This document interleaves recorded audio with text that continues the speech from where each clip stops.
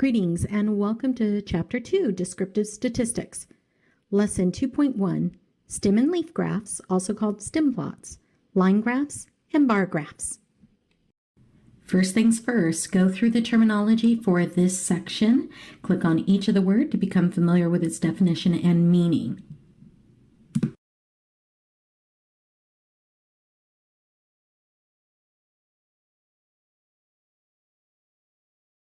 A stem and leaf plot is a way to plot data and look at the distribution. Now let's build a stem and leaf plot. For this example, Susan Dean's spring class pre-calculus has scores for their first exams, and they were as follows. From smallest to largest, they range from 33 all the way up to 100.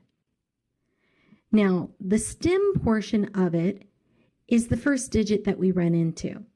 Now, leaves are always the last significant digit in the value.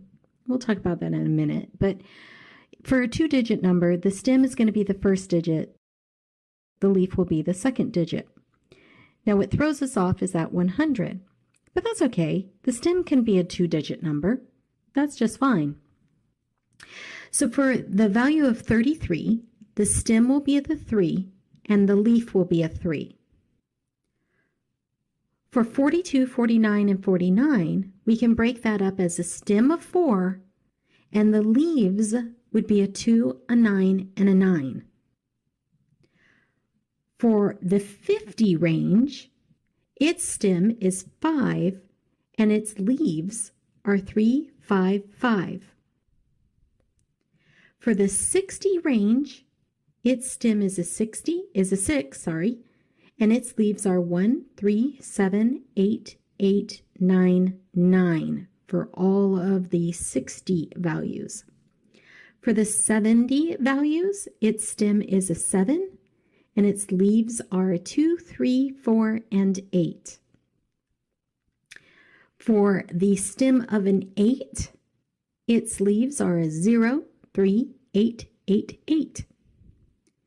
For the stem of the 9, we get 0, 2, 4, 4, 4, 4, and a 6 for its leaves. And for the stem of a 10, its leaf is 0.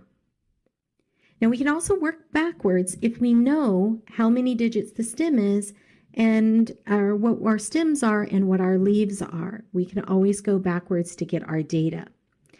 The additional thing that a stem plot shows us is in what range do we have most values? Most of our values are in the 60 range and in the 90 range.